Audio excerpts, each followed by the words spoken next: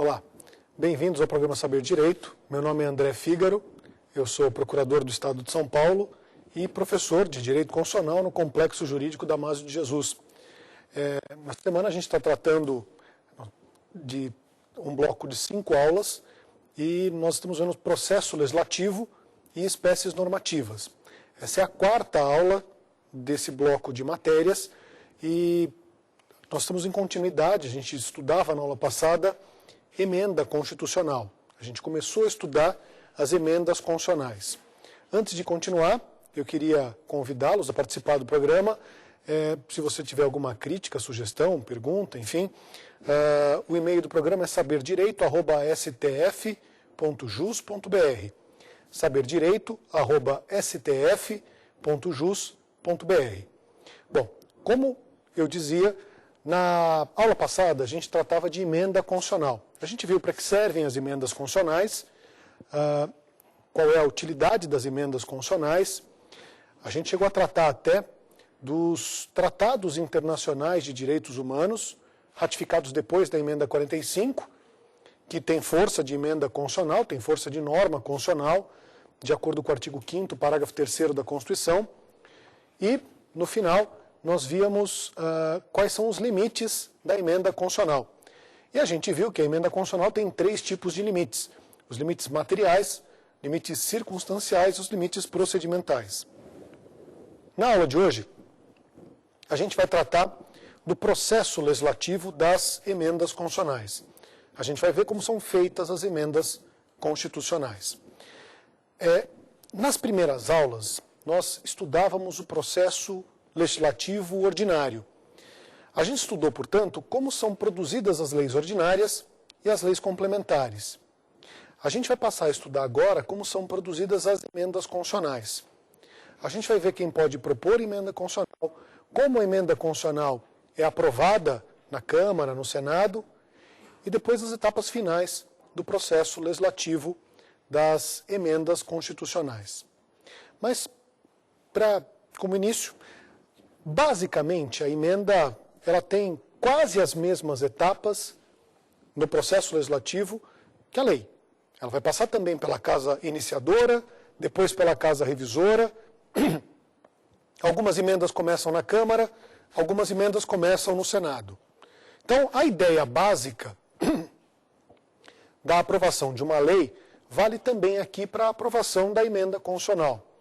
Não há, assim, visto de uma forma distante, não há diferenças ontológicas entre o processo legislativo da emenda e o processo legislativo da lei.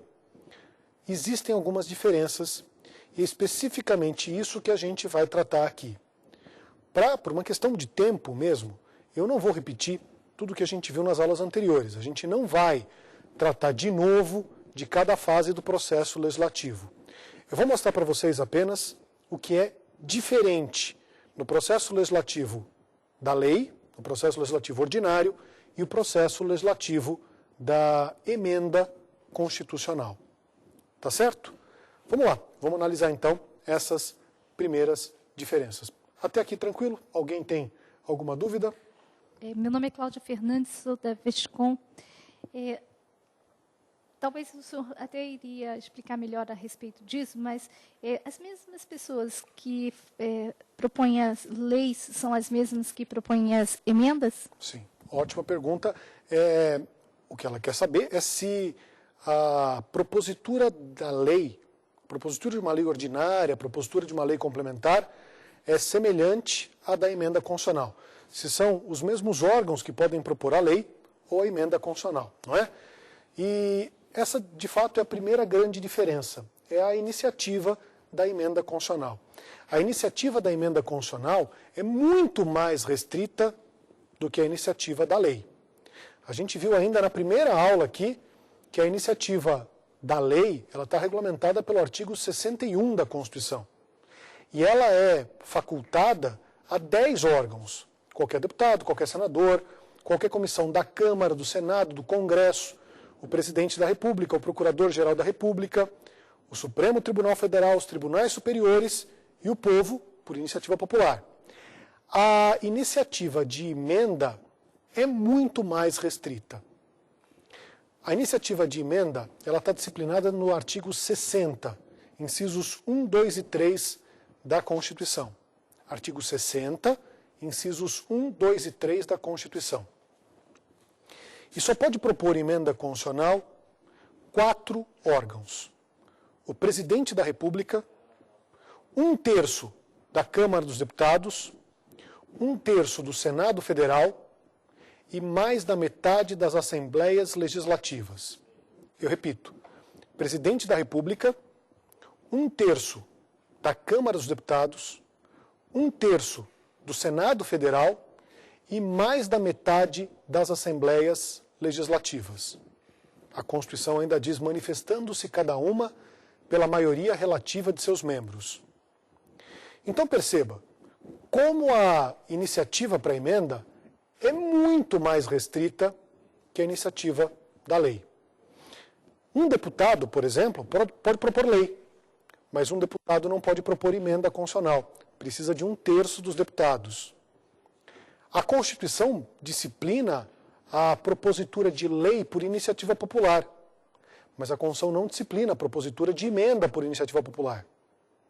Embora, a gente já tenha visto na primeira aula, parte da doutrina entende possível a propositura de emenda por iniciativa popular, mas não há disciplina na Constituição. Então, respondendo objetivamente à sua pergunta, existem essas diferenças. A propositura de emenda é muito mais restrita do que a propositura de lei. Essa, de fato, é a primeira fase do processo legislativo da emenda constitucional. É a iniciativa. A iniciativa reservada só a esses órgãos mencionados no artigo 60, incisos 1, 2 e 3. Tá certo? Proposta a emenda constitucional, ela começa a ser discutida. E do mesmo jeito que a lei, a emenda é discutida na casa iniciadora e na casa revisora. Só que existe uma diferença gigantesca entre a discussão da emenda e a discussão da lei. Qual é? O quórum da emenda é muito mais alto que o quórum da lei. Nós vimos também, a lei ordinária é aprovada por maioria simples. A lei complementar é aprovada por maioria absoluta. A emenda é aprovada com um quórum de 3/5. Então, veja só a diferença. A lei mais complicada de ser aprovada, que é a lei complementar, ela depende de pouco mais de 50% do total dos membros da Câmara e do Senado. A emenda constitucional depende de 60%. 3/5 representam 60% da Câmara e do Senado. 3/5 da Câmara e 3/5 do Senado. Só que é ainda mais complicado aprovar a emenda, porque a lei é aprovada uma vez na Câmara e uma vez no Senado. A lei ela é submetida a um turno de votação na Câmara e um turno de votação no Senado. A emenda é submetida a 2 turnos de votação em cada casa. Então, o quórum de aprovação da emenda constitucional é de 3/5 em 2 turnos em cada casa. Perceba que é bem mais complicado aprovar uma emenda constitucional do que uma lei. A emenda ela é votada na casa iniciadora 2 vezes. E ela deve obter nas 2 vezes o quórum de 3/5. Então imaginemos que ela tenha começado na Câmara. Tem que conseguir 3/5 no primeiro turno, 3/5 no segundo turno. Se conseguir esse quórum 2 vezes, ela vai ao Senado. E ela deve conseguir 3/5 no primeiro turno, 3/5 no segundo turno. Se falhar uma dessas votações, se o quórum de 3/5 não for obtido em numa dessas votações, a emenda é rejeitada. Você fala, bom, mas ela não conseguiu 3/5, mas ela conseguiu maioria absoluta. Não dá. Há um quórum específico para a emenda constitucional. Tá claro? É muito mais complicado aprovar a emenda. Então veja, é mais complicado propor a emenda.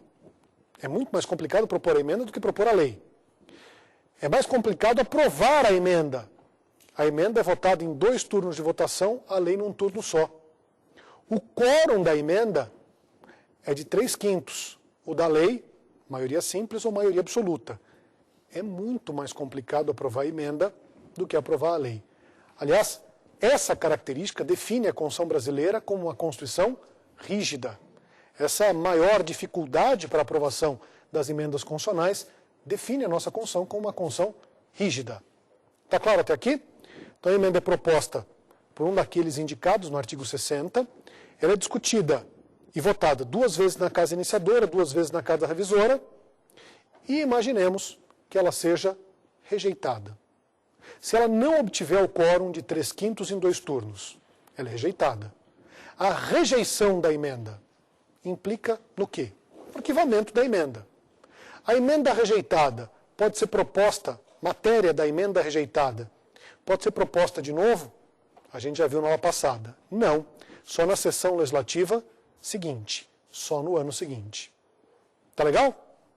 Muito bem. Então, se a emenda for rejeitada numa das 4 votações, se ela não obtiver o quórum de 3/5 em 2 turnos, numa das 4 votações, ela está rejeitada. Por outro lado, se ela obtiver o quórum de 3/5 em 2 turnos, o que acontece com ela? Ela vai para a sanção ou veto? Sim ou não? Não. Não há sanção ou veto da emenda constitucional. Não existe essa fase no processo legislativo da emenda constitucional.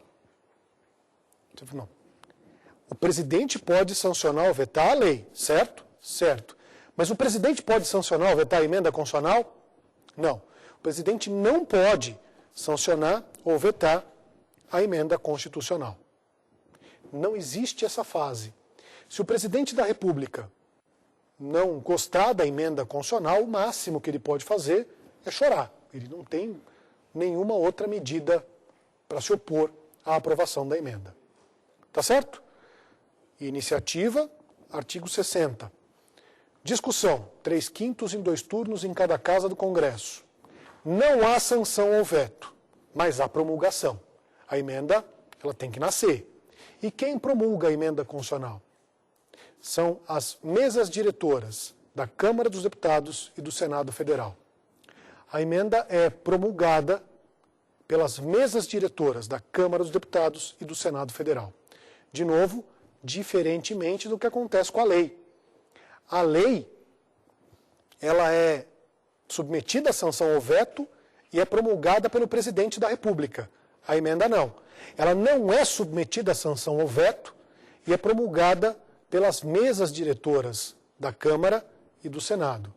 Não diga mesa do Congresso, porque a mesa do Congresso é diferente da mesa da Câmara e do Senado. A emenda não é promulgada pela mesa do Congresso. A emenda é promulgada pela mesa da Câmara e pela mesa do Senado. Tranquilo, gente? Muito bem. E depois a emenda é publicada com o respectivo número de ordem, com o número que ela receber. Tá certo? Este é, portanto, o maravilhoso mundo da emenda constitucional. Dúvidas sobre emenda constitucional? Pois não.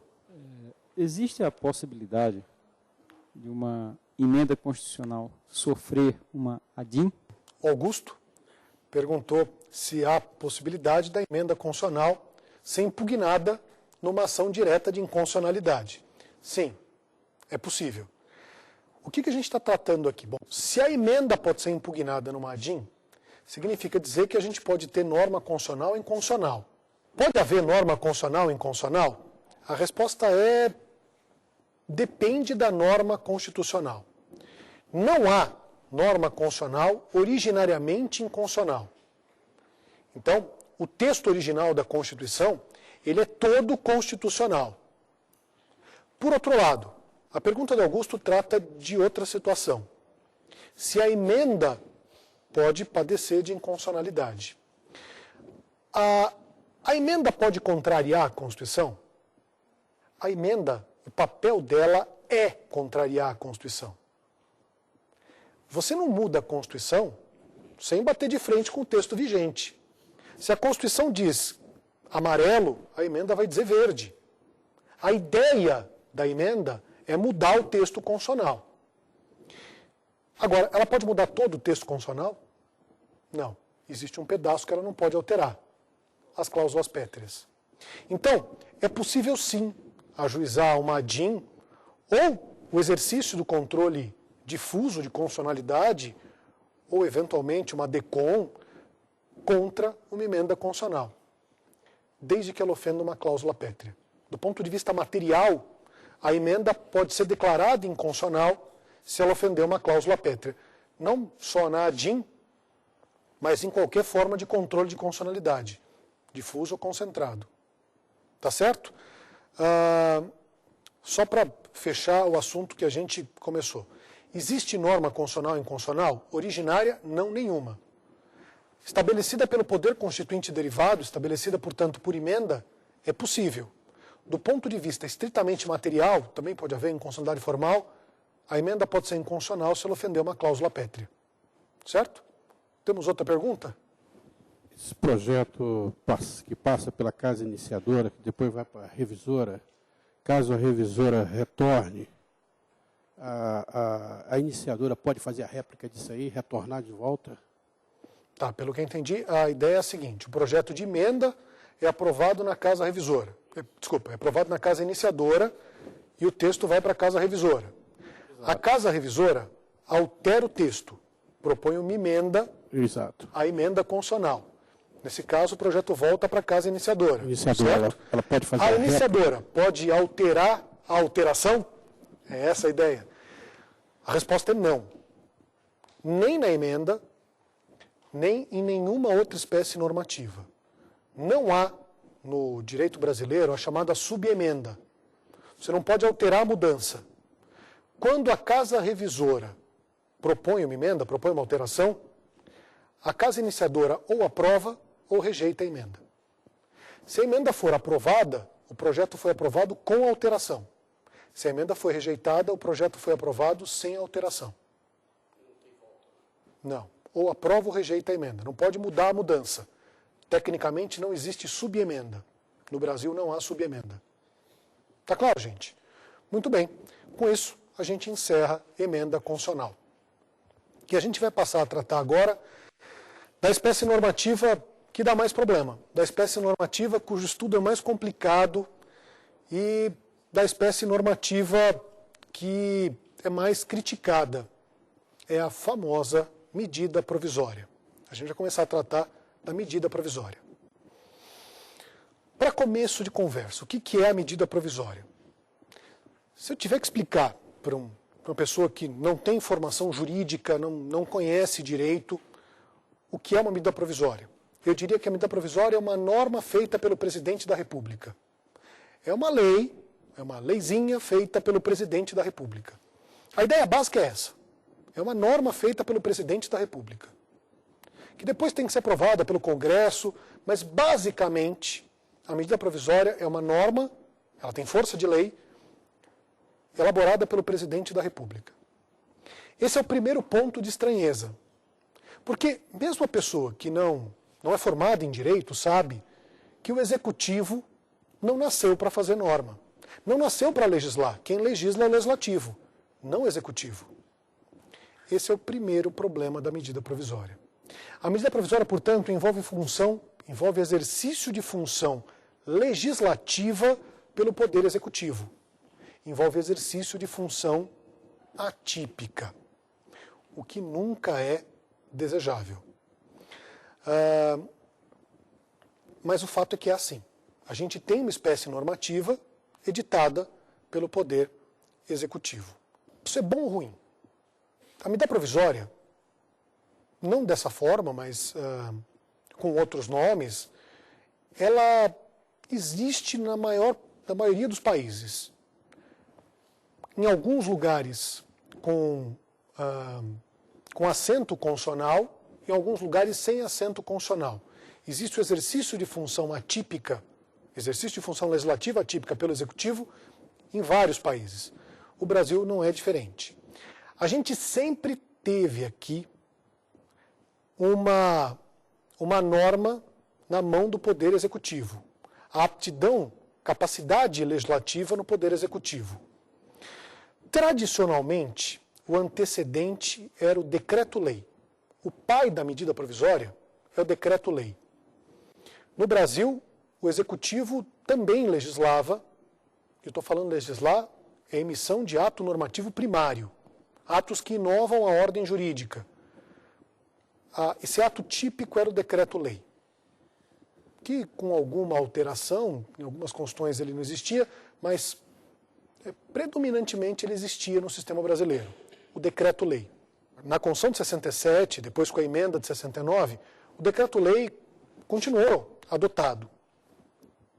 E aí a gente viveu o período da ditadura militar. E ele ficou estigmatizado, o decreto-lei ficou estigmatizado. E passou a ser odiado.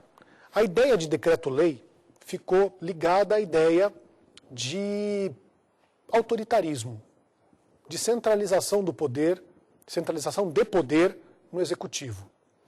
Por isso, quando a Constituição de 88 foi elaborada, uma das preocupações era acabar com o decreto-lei.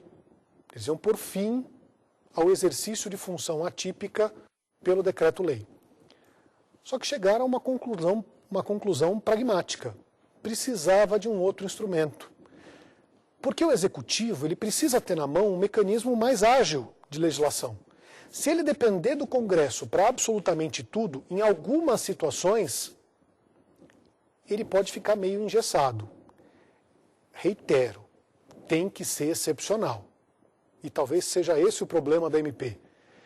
Mas, enfim, na elaboração da Constituição de 88, eles queriam acabar com o decreto-lei, mas queriam adotar um instrumento que permitisse ao Executivo, em alguma medida, legislar.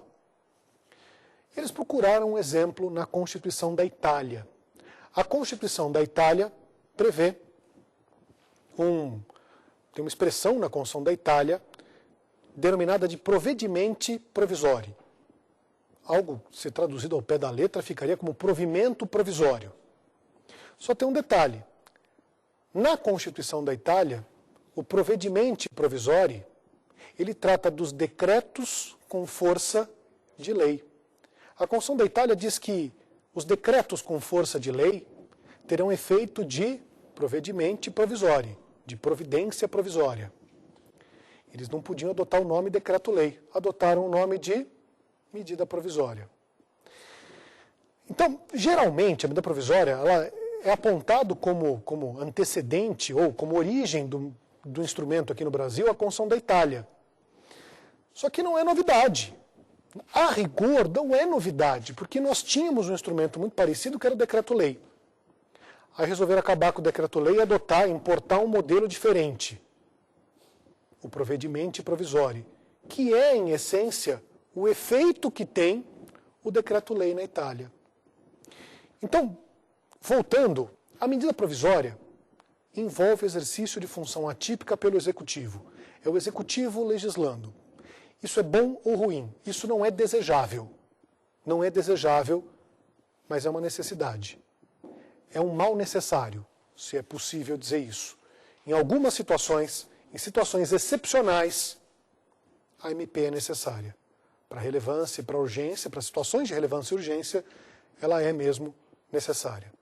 Se vocês me permitem uma crítica, um juízo de valor mesmo, o problema não está na existência da MP. O problema está no abuso da utilização da MP. O problema está em tentar regulamentar tudo por medida provisória. Aí sim ocorre um desequilíbrio entre os poderes. Num certo sentido, isso acaba ocorrendo porque o próprio legislativo não impõe limite. Porque a medida provisória vale enquanto o legislativo quiser. O presidente expede MP. Se o legislativo votar e rejeitar, acabou a MP. Em maior ou menor grau, a MP, o uso abusivo das MPs, só ocorre porque em maior ou menor grau o legislativo deixa. Porque ele tem o poder, ele tem a palavra final sobre essa espécie normativa. O legislativo pode mesmo rejeitar a medida provisória. Tá legal, gente? Feita essa introdução, vamos estudar a medida provisória de um jeito técnico. O que é a medida provisória? A medida provisória é uma espécie normativa, editada pelo Presidente da República. É uma espécie normativa editada pelo Presidente da República para regulamentar matéria relevante e urgente. A MP é uma espécie normativa editada pelo Presidente da República para regulamentar matéria relevante e urgente, que possui força de lei e vigência provisória de 60 dias. A MP é uma espécie normativa, editada pelo Presidente da República, que possui força de lei e vigência provisória de 60 dias. Falando de um jeito absolutamente informal, é uma leizinha feita pelo Presidente da República, que vale provisoriamente. É basicamente isso, a medida provisória. Tá certo? Muito bem. Eu vou dissecar esse conceito básico. Por hora, perguntas? Diga. Meu nome é Luiz Antônio, eu sou estudante do curso de Direito do CEUB, e a minha pergunta é o seguinte: o STF tem algum meio ou poder político que seja de segurar um pouco a edição excessiva de medida provisória? Tá. A gente viu aqui que o Legislativo tem esse instrumento. O Legislativo pode rejeitar, a gente vai estudar isso de uma forma mais aprofundada, mas o Legislativo pode rejeitar a MP que ele quiser. O Supremo pode fazer isso também? Sim, o Supremo Tribunal Federal pode fazer isso. Mas ele pode controlar a edição, a verificação dos requisitos subjetivos da MP? A gente vai ver isso em 3 minutos. Eu vou começar a explicação de MP e a gente volta à sua pergunta. Tá legal? Então, a medida provisória é editada pelo Presidente da República. Essa é a primeira característica. Ela é editada pelo Presidente da República. Só o Presidente da República edita a medida provisória. No plano federal, só o Presidente da República edita MP.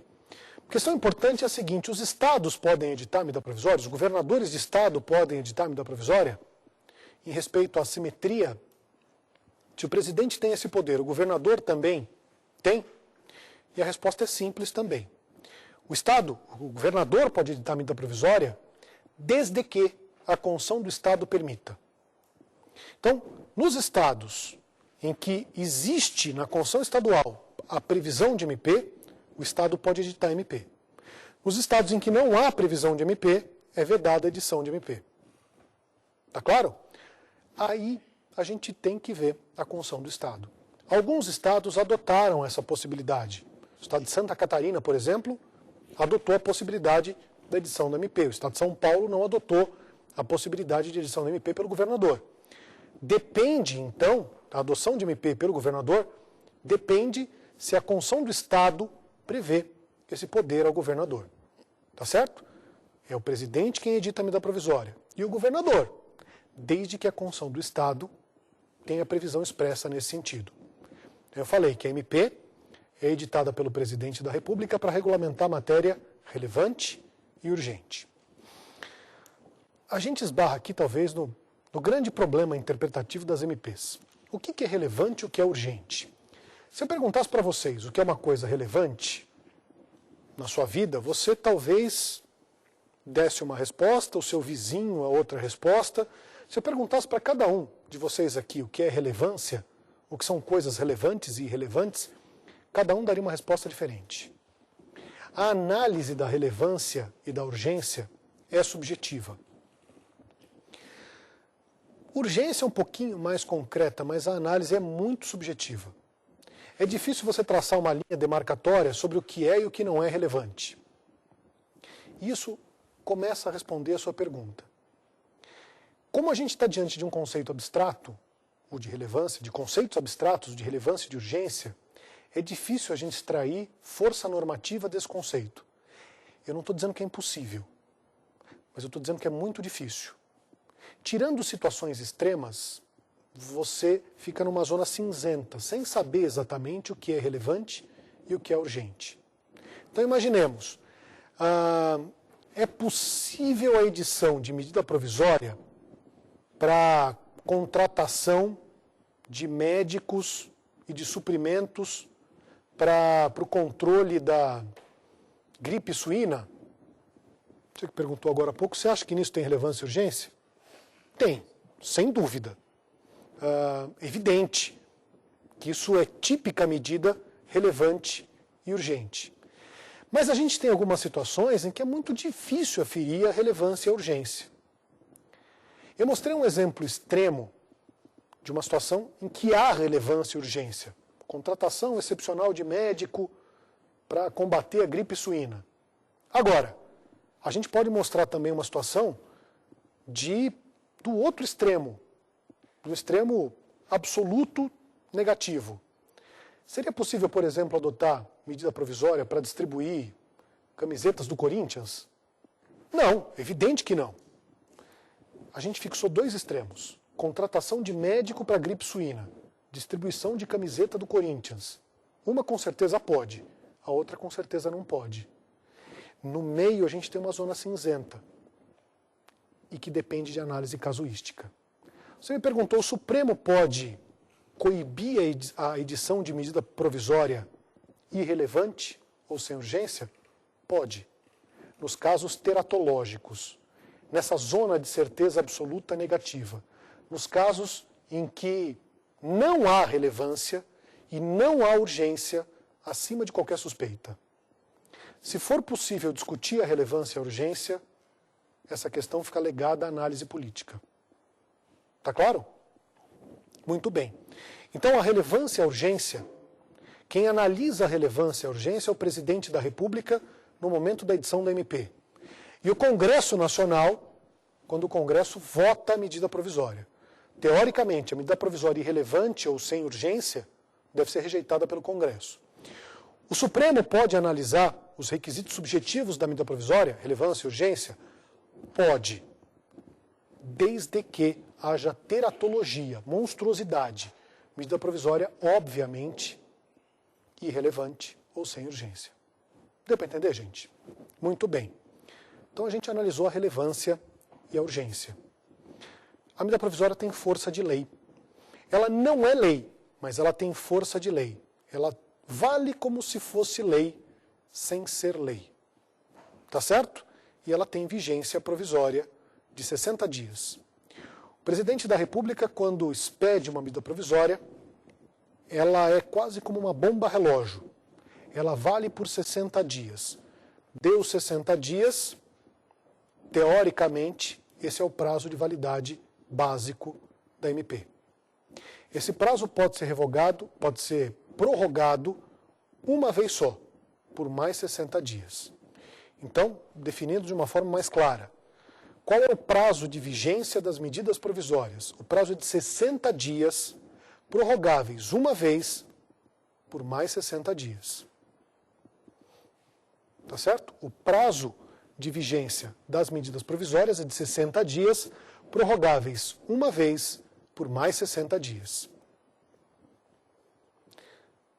Então, qual é o prazo máximo de vigência de uma medida provisória? Ué, é só fazer a conta. 60 mais 60, 120, não é? Não. Esse prazo não é contado durante o recesso parlamentar. Se a MP for editada durante o recesso, ou se durante o recesso, se ela foi editada antes do recesso, e durante a vigência da MP ocorreu o recesso, a MP vale, mas o prazo não é contado. Vocês entenderam o problema? A MP tem validade de 60 dias, prorrogáveis uma vez por mais 60. Mas esse prazo não é contado se durante a vigência da MP sobrevier o recesso parlamentar. Então imagine, uma MP editada hoje. E imaginemos que daqui a 3 dias comece o recesso parlamentar. A MP conta o dia 1, o dia 2, o dia 3 e para. Ela continua a valer durante o recesso, mas o prazo de validade não é contado. Portanto, ela pode valer eventualmente mais do que os 120 dias se durante a vigência da MP tiver ocorrido o recesso parlamentar. Vamos arredondar tudo. Prazo de vigência das MPs, 60 dias, prorrogáveis uma vez por mais 60. Ótimo. Isso significa que o prazo máximo de vigência da MP é de 120 dias, não é? Não. Porque se durante a vigência da MP tiver ocorrido o recesso parlamentar, a MP tem vigência, mas o prazo não é contado. Quando que a MP tem seu prazo prorrogado? Eu falei para vocês que é de 60 dias prorrogáveis, uma vez por mais 60. Quando que ocorre a prorrogação do prazo da MP? Perceba que eu tenho mencionado aqui prorrogação, não reedição. A emenda 32 que reformulou as medidas provisórias, ela, num certo sentido, acabou com a reedição de medida provisória.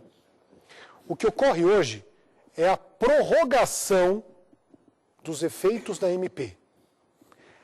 Quando que ocorre essa prorrogação? Se a MP não for votada nos 60 dias. Então, imaginemos, a MP é expedida pelo presidente da República e ela começa a valer. Ela vai ao Congresso, ela é submetida ao Congresso.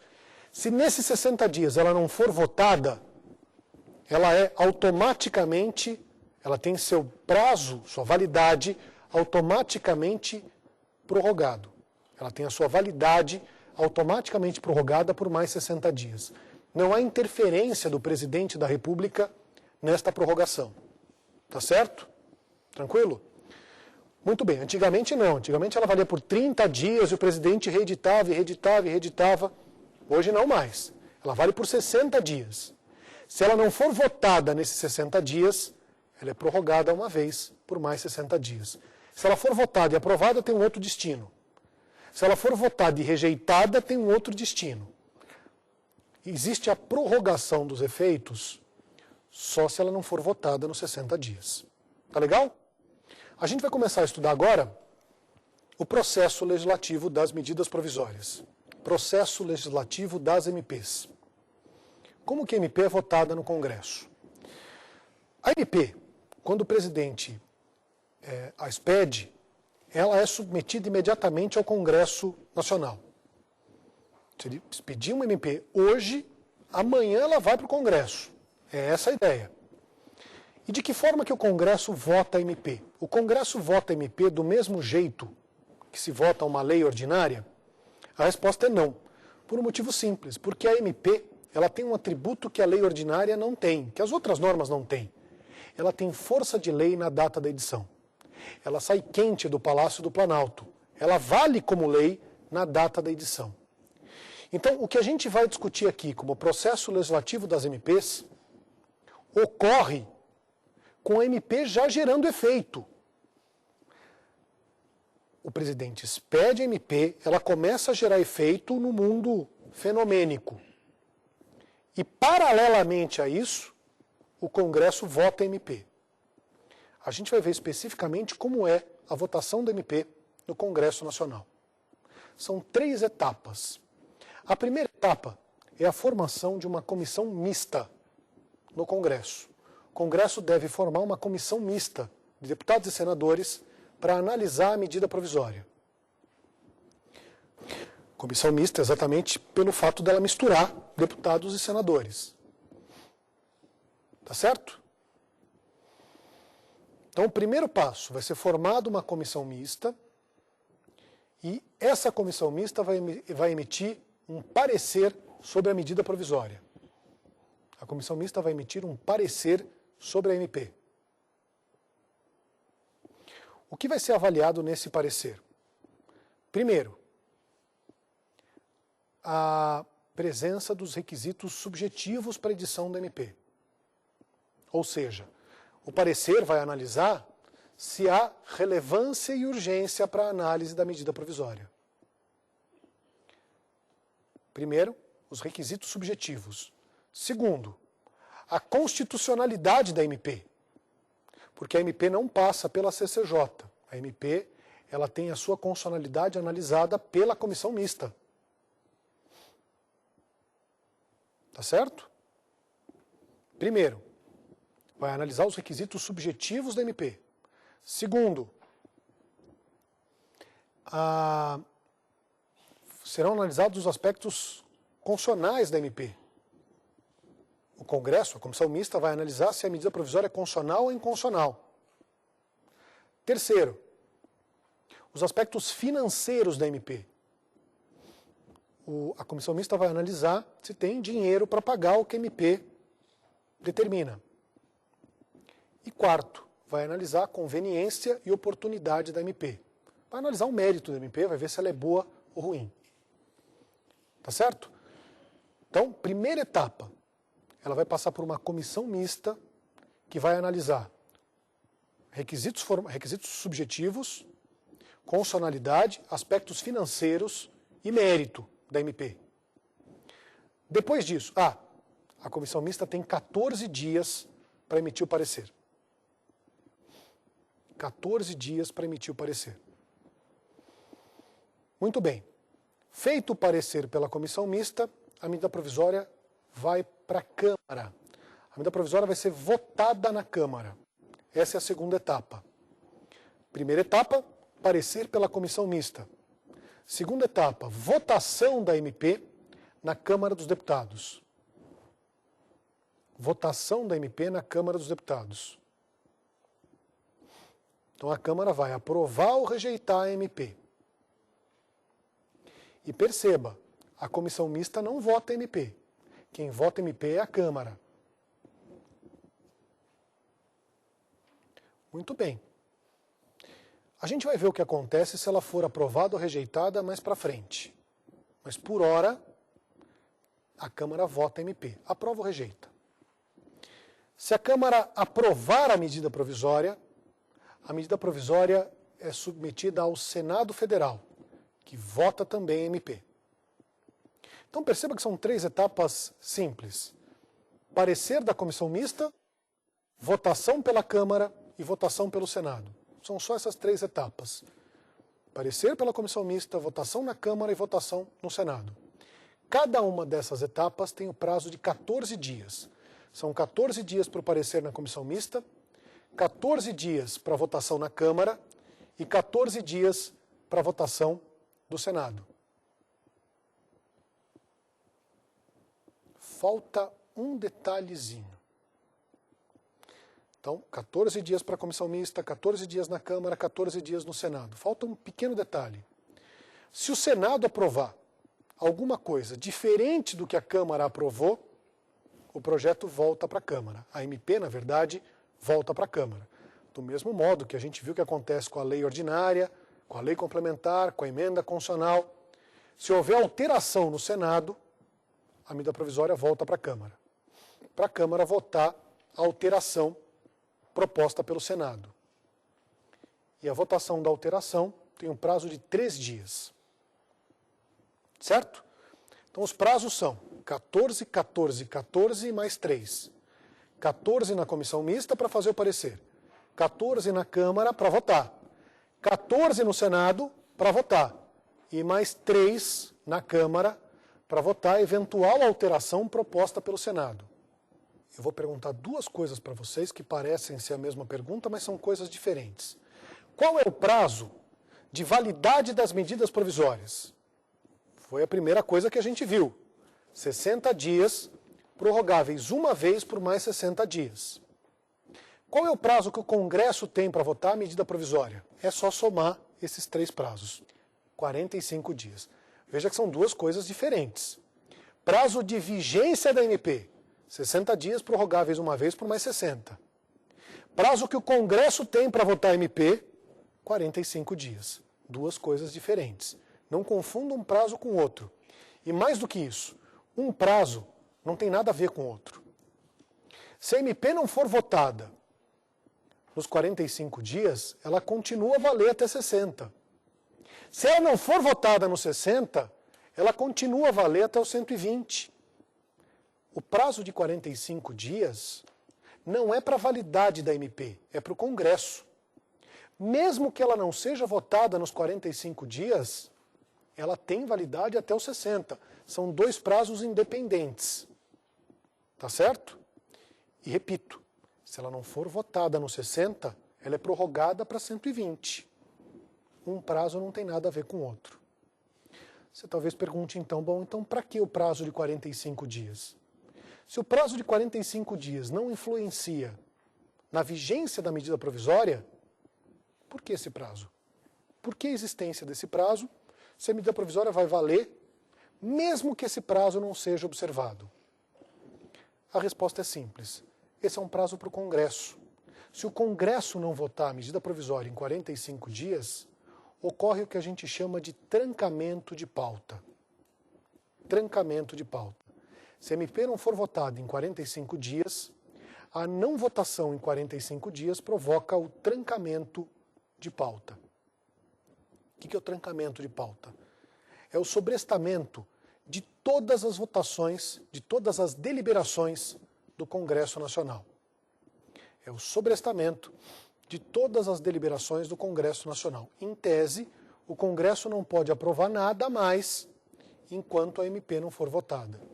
As votações são suspensas e a MP entra em regime de urgência. Enquanto a MP não for votada, nada mais pode ser votado. Está claro? Ao sobrestamento das votações e a MP entra em regime de urgência. Ela tranca a pauta da casa onde ela estiver tramitando. Se ela estiver na Câmara, ela tranca a pauta da Câmara. Se ela estiver no Senado, ela tranca a pauta do Senado. É essa a ideia. Tá legal? Só para arredondar esse pedaço da aula. Medida provisória que não é votada em 45 dias provoca o trancamento de pauta. Ficam sobrestadas as votações na casa onde ela estiver tramitando e a MP entra em regime de urgência. E enquanto a MP não for votada, nada mais pode ser votado. Tá certo? Muito bem. Isso era assim até poucos meses atrás.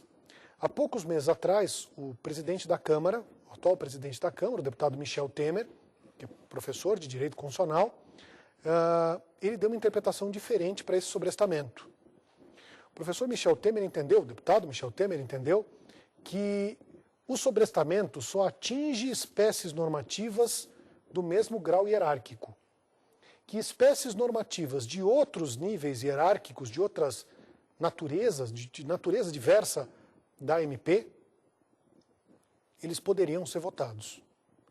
Então, a MP impediria a votação de uma lei ordinária, mas não impediria a votação de uma lei complementar, por exemplo, porque elas possuem graus hierárquicos diferentes. Essa decisão do deputado Michel Temer foi questionada no Supremo Tribunal Federal e a ação que questionava essa deliberação teve a liminar indeferida pelo ministro Celso de Mello. Até a data da gravação desta aula, não houve decisão ainda sobre o mérito dessa ação. A gente aguarda para ver se a deliberação, se a suspensão determinada pelo não cumprimento dos 45 dias se aplica a qualquer deliberação ou só deliberações de normas com o mesmo status hierárquico da MP. A gente aguarda ainda a conclusão dessa ação. Tá certo? Então, muito bem, o prazo de validade das MPs é de 60 dias, prorrogáveis uma vez por mais 60 dias. E o Congresso tem que votar a MP em 45 dias, sob pena de trancamento de pauta. Com isso, a gente termina a primeira parte da aula de medida provisória. Na aula de hoje, a gente acabou a emenda constitucional, a gente analisou os aspectos finais, especialmente os aspectos procedimentais da emenda constitucional, e a gente começou a analisar a medida provisória. A gente estudou a natureza da medida provisória, os requisitos para a edição da medida provisória, e nós estamos analisando o processo legislativo da medida provisória. Na próxima aula, nós vamos terminar o estudo da MP e analisar as demais espécies normativas. Eu reitero, se você quiser participar do programa, mande um e-mail para saberdireito@stf.jus.br. saberdireito@stf.jus.br. E essa aula está disponível para download. Você pode baixar essa aula no site da TV Justiça. O endereço eletrônico é www.tvjustiça.jus.br. Até a próxima aula. Até mais.